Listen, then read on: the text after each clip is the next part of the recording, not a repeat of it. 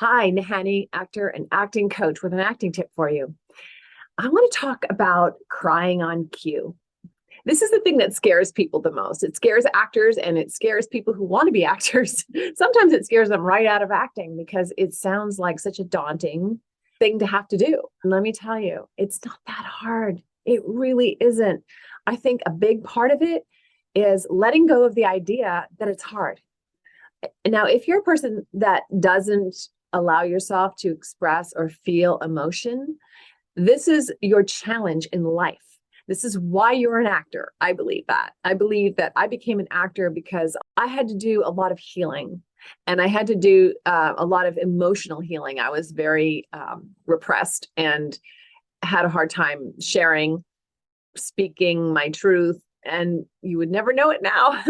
But acting really helped me with that because I had to face that challenge of allowing myself to cry.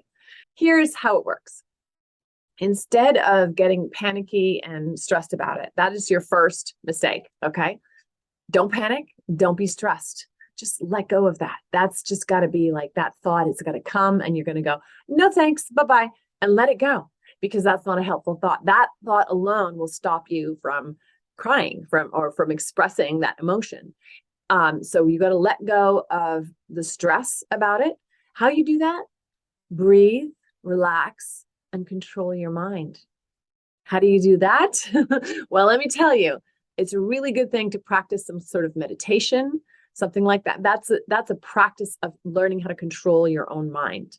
And it's really helpful when you're doing meditation practice on a regular basis. It's very helpful because you can then access that ability to control your mind when you need it, like when you're stressed. It's when you need it. So meditation isn't just for when you're sitting on the mat, suffering for 20 minutes or whatever.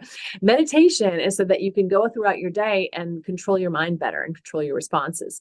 So when you have a thought that comes in, an invasive thought like, you suck, you can't do this, what if you can't get it? What are they going to, all those stupid thoughts.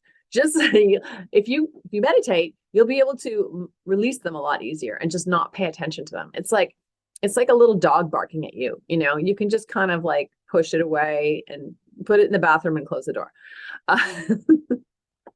Is that what it is? So that's the first thing. Controlling your mind, letting go of those thoughts. Breathing and relaxing is key. I can't stress this enough, and everybody forgets it. So I'm going to stress it again.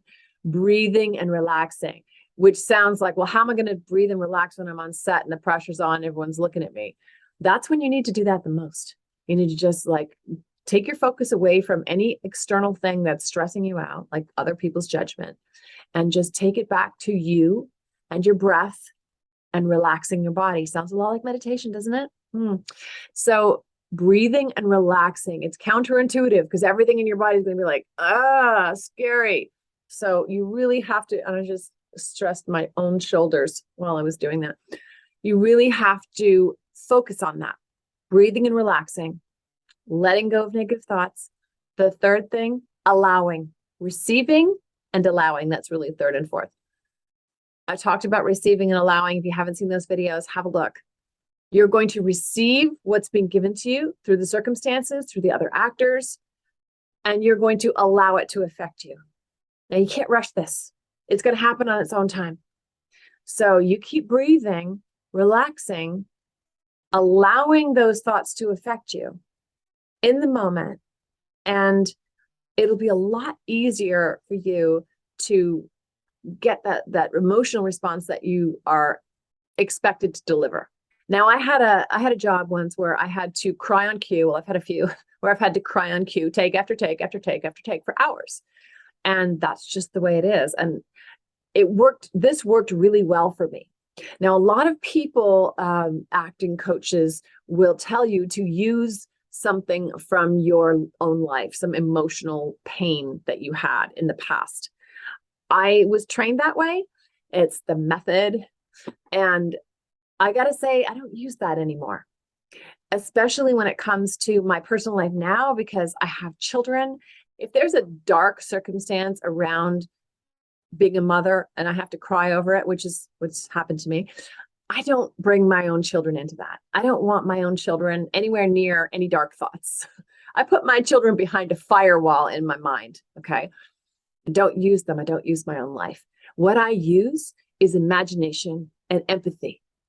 So if I'm playing a person that's going through something extremely painful and has to cry, burst into tears on cue, take after take after take, I stay in the circumstances. I focus completely on the other actors and the circumstances of the scene, which is otherwise known as losing yourself in the scene. I don't allow my mind to drift into anything else. And then I use my imagination and my empathy to think, there is a woman who's going through this right now, who's experiencing this. This isn't some random, one-off thing. If it's in a script, it's happened to people. It happens probably all the time. Horrific things happen all the time. I try not to think about them. But when I'm acting, I have to allow myself to open up, open my imagination, let myself think about that person as if it's me, and empathize, feel what they're feeling. So it's not about me necessarily.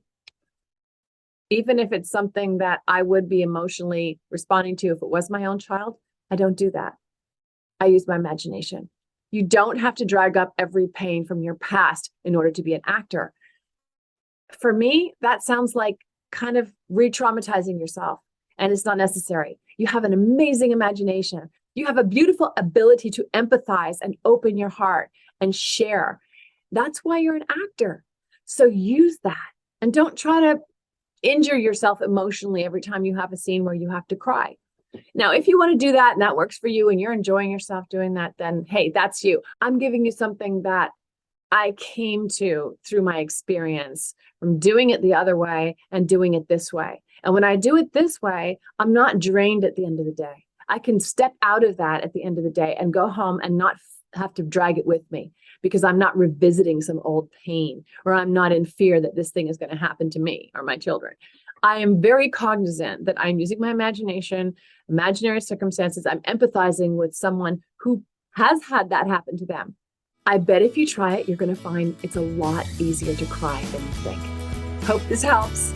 If you want to practice this, reach out, send me an email, join my classes, and I'll teach you how to do this.